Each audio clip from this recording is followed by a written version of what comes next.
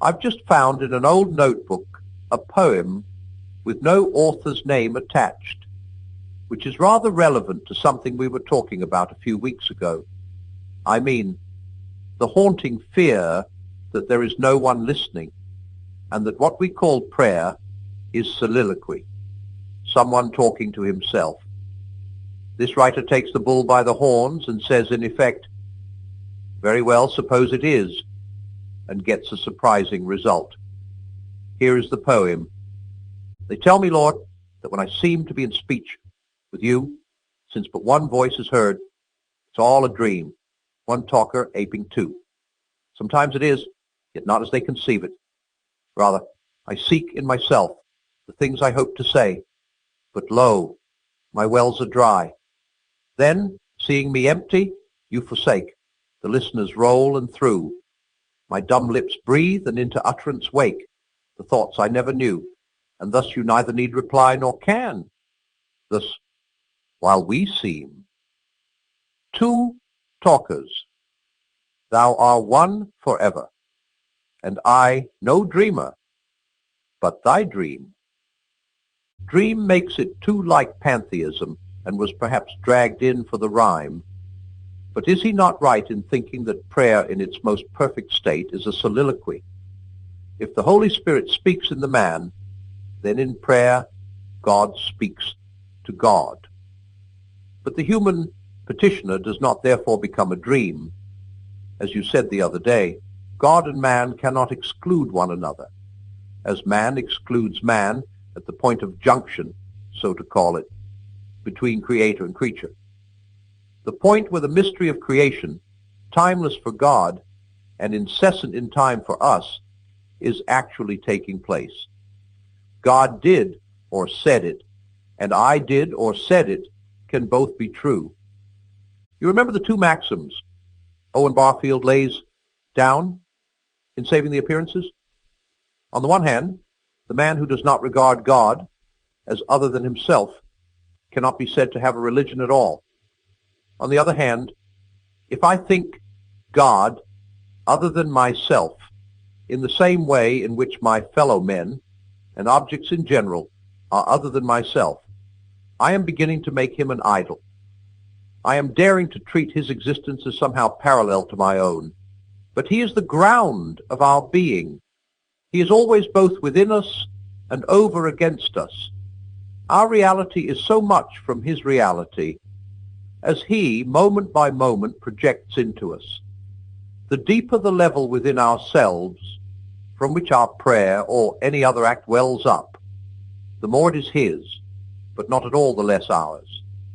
Rather most ours when most his. Arnold speaks of us as ennisled from one another in the sea of life. But we can't be similarly annihilated from God.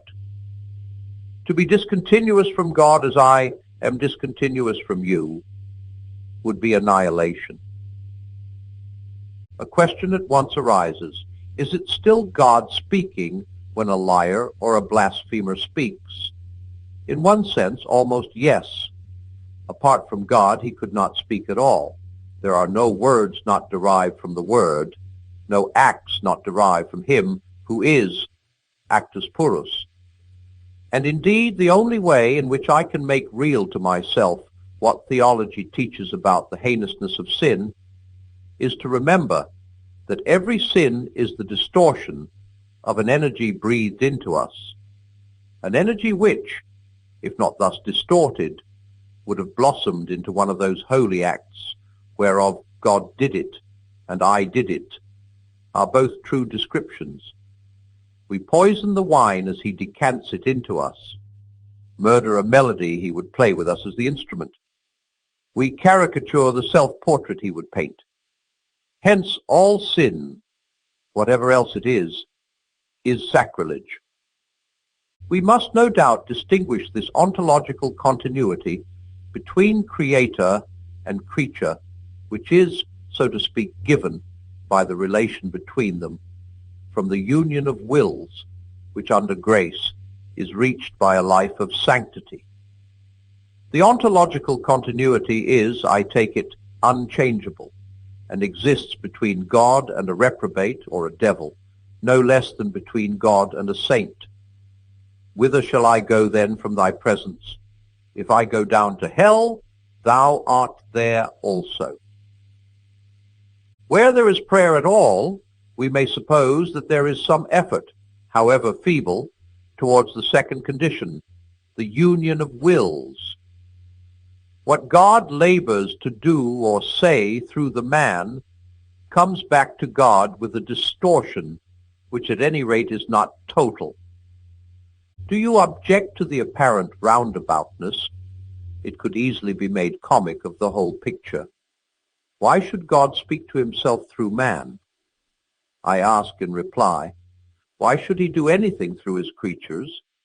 Why should he achieve the long way round through the labors of angels, men always imperfectly obedient and efficient, and the activity of irrational and inanimate beings, ends which presumably the mere fiat of omnipotence would achieve with instantaneous perfection?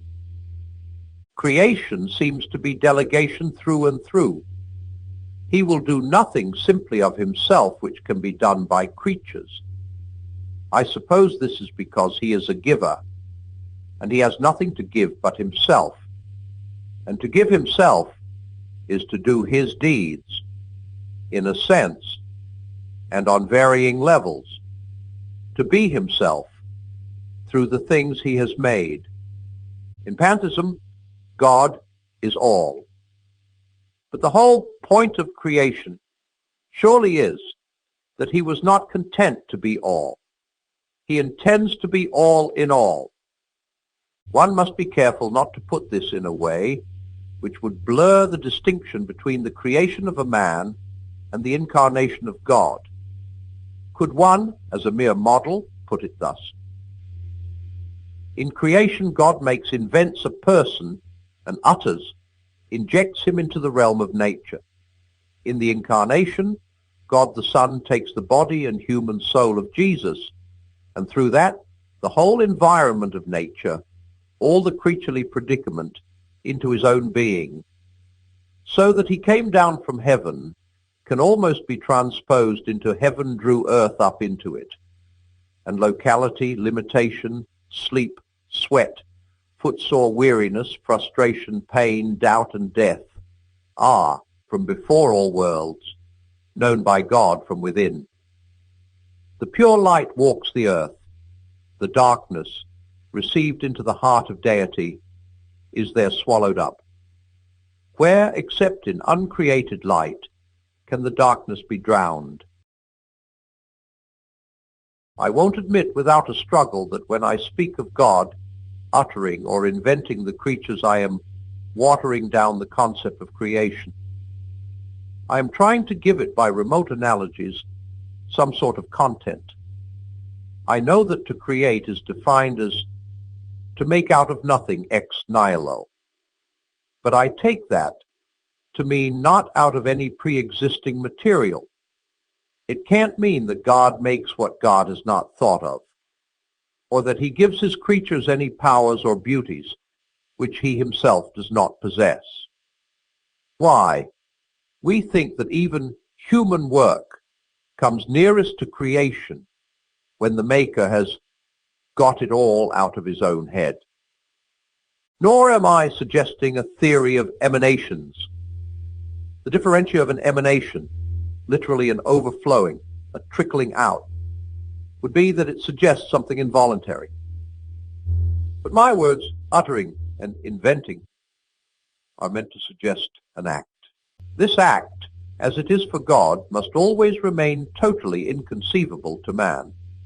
For we, even our poets and musicians and inventors, never in the ultimate sense make. We only build. We always have materials to build from.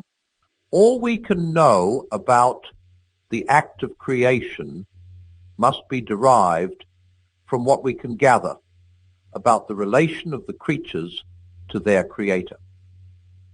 Now, the very pagans knew that any beggar at your door might be a god in disguise. And the parable of the sheep and the goats is our Lord's comment. What you do or don't do to the beggar, you do or don't do to him. Taken at the pantheist extreme, this could mean that men are only appearances of God, dramatic representations, as it were. Taken at the legalist extreme, it could mean that God, by a sort of legal fiction, will deem your kindness to the beggar a kindness done to himself. Or again, as our Lord's own words suggest, that since the least of men are his brethren, the whole action is, so to speak, within the family. And in what sense, brethren? Biologically, because Jesus is man? Ontologically, because the light lightens them all? Or simply loved like brethren? It cannot refer only to the regenerate. I would ask first whether any one of these formulations is right, in a sense which makes the others simply wrong. It seems to me improbable. If I ever see more clearly, I will speak more surely. Meanwhile, I stick to Owen's view. All creatures, from the angel to the atom, are other than God, with an otherness to which there is no parallel, incommensurable. The very word to be cannot be applied to him and to them in exactly the same sense. But also, no creature is other than he in the same way in which it is other than all the rest. He is in it, as they can never be in one another.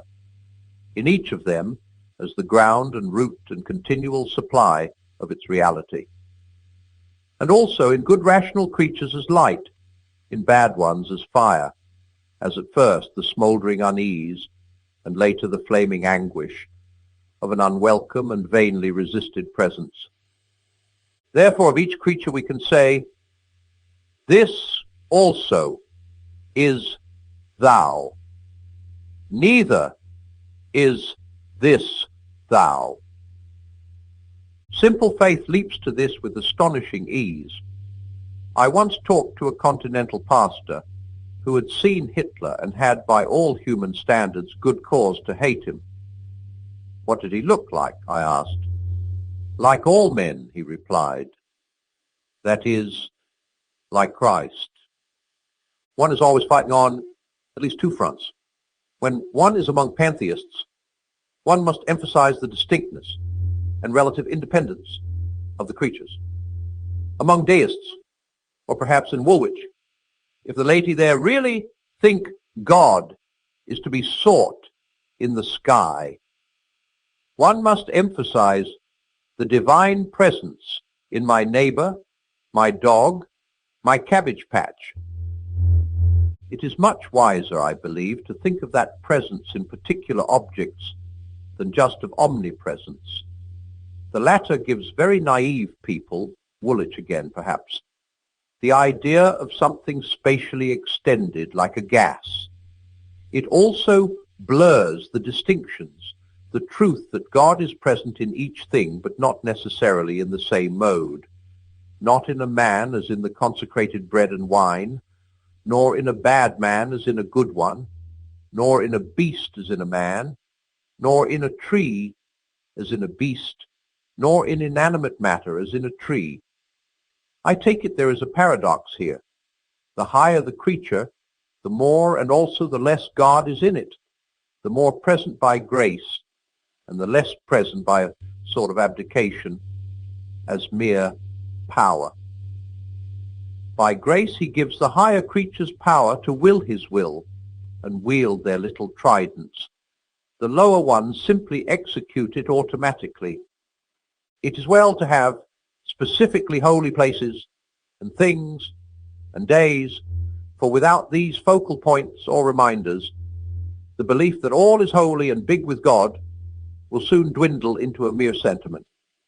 But if these holy places, things, and days cease to remind us, if they obliterate our awareness that all ground is holy and every bush, could we but perceive it a burning bush, then the hallows begin to do harm. Hence both the necessity and the perennial danger of religion. Fame advises us once an hour to fling ourselves beyond every creature. But in order to find God, it is perhaps not always necessary to leave the creatures behind. We may ignore, but we can nowhere evade, the presence of God. The world is crowded with him. He walks everywhere incognito. And the incognito is not always hard to penetrate. The real labor is to remember, to attend. In fact, to come awake, still more to remain awake.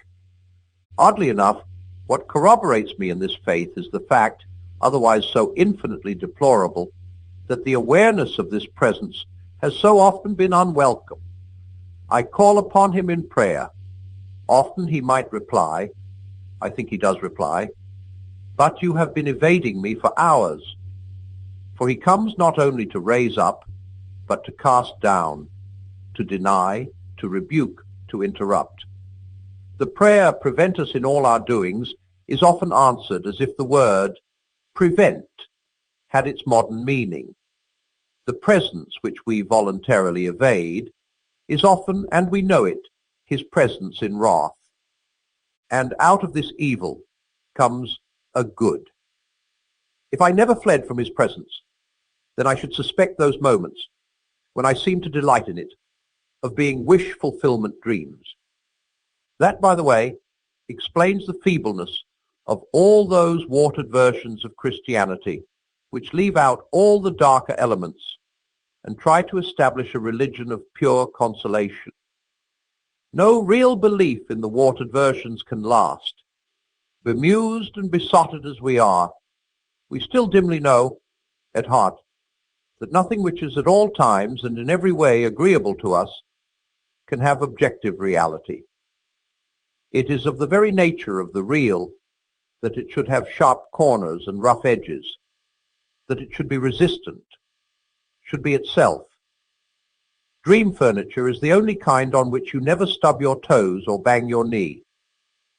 You and I have both known happy marriage, but how different our wives were from the imaginary mistresses of our adolescent dreams. So much less exquisitely adapted to all our wishes, and for that very reason, among others, so incomparably better. Servile fear is, to be sure, the lowest form of religion. But a God such that there could never be occasion for even servile fear, a safe God, a tame God, soon proclaims himself to any sound mind as a fantasy. I have met no people who fully disbelieved in hell and also had a living and life-giving belief in heaven.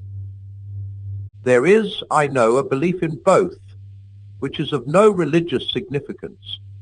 It makes these spiritual things, or some travesty of them, objects of purely carnal, prudential, self-centered fear and hope. The deeper levels, those things which only a mortal spirit can desire or dread, are not concerned at all. Such belief is fortunately very brittle. The old divines exhausted their eloquence, especially in arousing such fear. But, as they themselves rather naively complain, the effect did not last for more than a few hours after the sermon. The soul that has once been waked, or stung, or uplifted by the desire of God, will inevitably, I think, awake to the fear of losing him.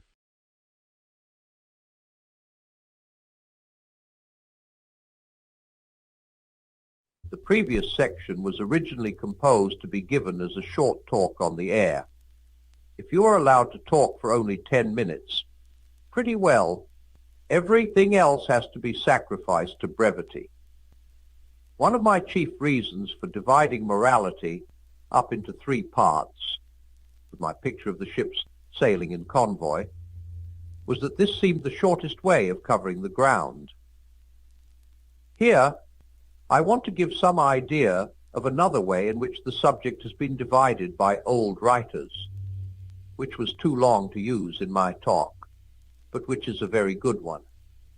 According to this longer scheme, there are 7 virtues. 4 of them are called cardinal virtues, and the remaining 3 are called theological virtues. The cardinal ones are those which all civilized people recognize. The theological are those which, as a rule, only Christians know about. I shall deal with the theological ones later on. At present, I am talking about the 4 cardinal virtues. The word cardinal has nothing to do with cardinals in the Roman Church. It comes from a Latin word meaning the hinge of a door. These were called cardinal virtues because they are, as we should say, pivotal. They are prudence, temperance, justice, and fortitude. Prudence means practical common sense, taking the trouble to think out what you are doing and what is likely to come of it. Nowadays, most people hardly think of prudence as one of the virtues. In fact, because Christ said we could only get into his world by being like children, many Christians have the idea that, provided you are good, it does not matter being a fool. But that is a misunderstanding. In the first place, most children show plenty of prudence about doing the things they are really interested in and think them out quite sensibly. In the second place, as St. Paul points out, Christ never meant that we were to remain children in intelligence. On the contrary, he told us to be not only as harmless as doves, but also as wise as serpents. He wants a child's heart, but a grown-up's head. He wants us to be simple, single-minded, affectionate, and teachable, as good children are. But he also wants every bit of intelligence we have to be alert at its job and in first-class fighting trip. The fact that you are giving money to a charity does not mean that you need not try to find out whether that charity is a fraud or not. The fact that what you are thinking about is God himself, for example, when you are praying, does not mean that you can be content with the same babyish ideas which you had when you were a 5-year-old. It is, of course, quite true that God will not love you any the less, or have less use for you, if you happen to have been born with a very second-rate brain. He has room for people with very little sense, but he wants everyone to use what sense they have. The proper motto is not "Be good, sweet maid, and let who can be clever," but "Be good, sweet maid, and don't forget that this involves being as clever as you can." God is no fonder of intellectual slackers than of any other slackers.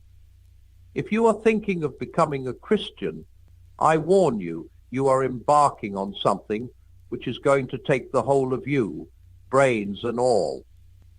But fortunately, it works the other way round. Anyone who is honestly trying to be a Christian will soon find his intelligence being sharpened.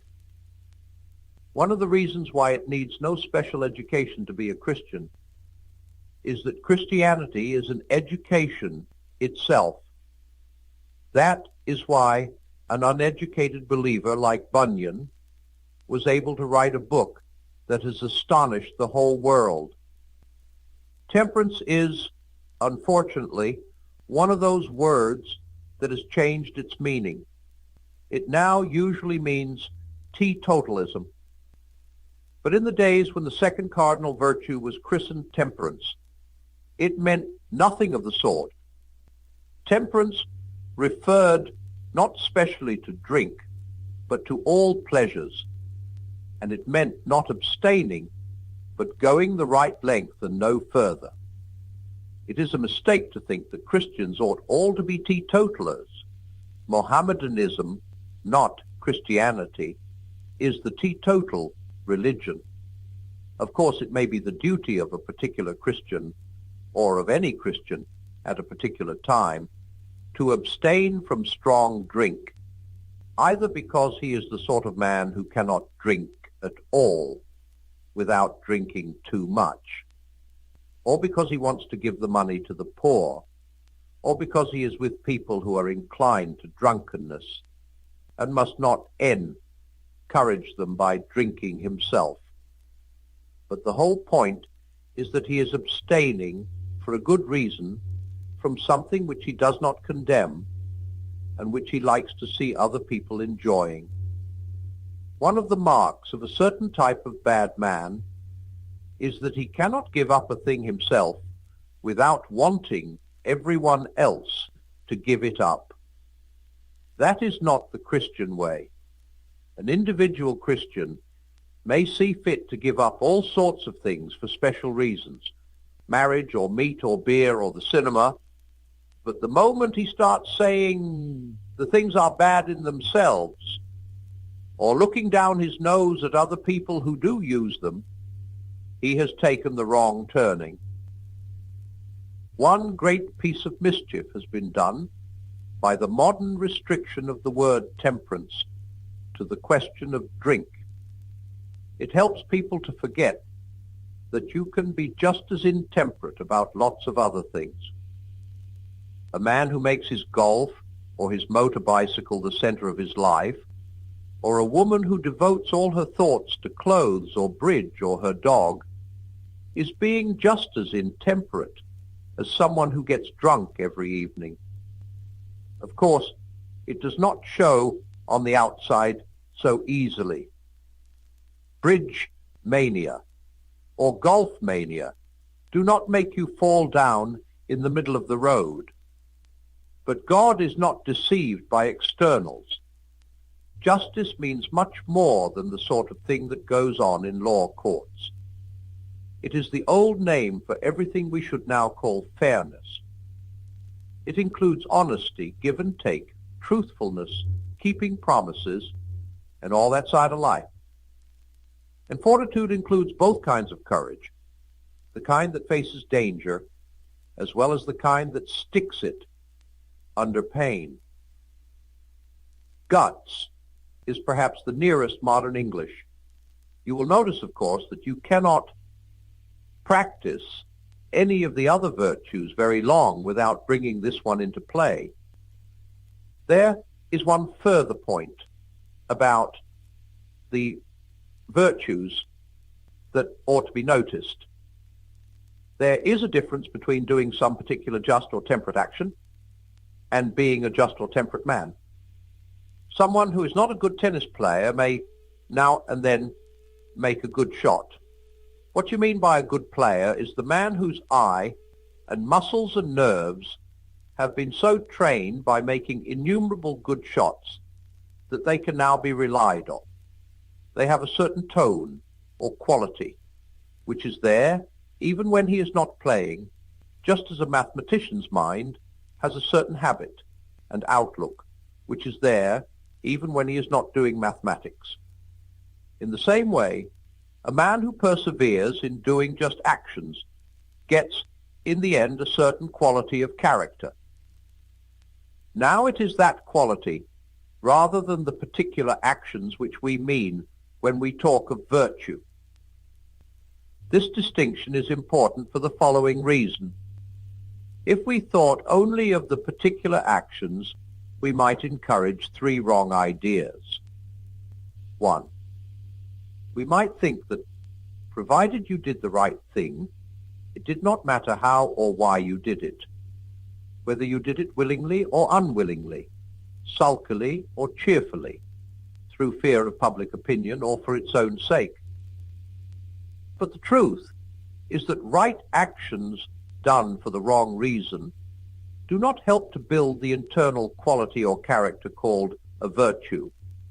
And it is this quality or character that re-ally matters. If the bad tennis player hits very hard, not because he sees that a very hard stroke is required, but because he has lost his temper His stroke might possibly, by luck, help him to win that particular game, but it will not be helping him to become a reliable player. 2. We might think that God wanted simply obedience to a set of rules, whereas he really wants people of a particular sort. 3. We might think that the virtues were necessary only for this present life, that in the other world we could stop being just because there is nothing to quarrel about, and stop being brave because there is no danger. Now, it is quite true that there will probably be no occasion for just or courageous acts in the next world, but there will be every occasion for being the sort of people that we can become only as the result of doing such acts. The point is not that God will refuse you admission to his eternal world if you have not got certain qualities of character. The point is that if people have not got at least the beginnings of those qualities inside them, then no possible external conditions could make a heaven for them. That is, could make them happy with the deep, strong, unshakable kind of happiness God intends for us.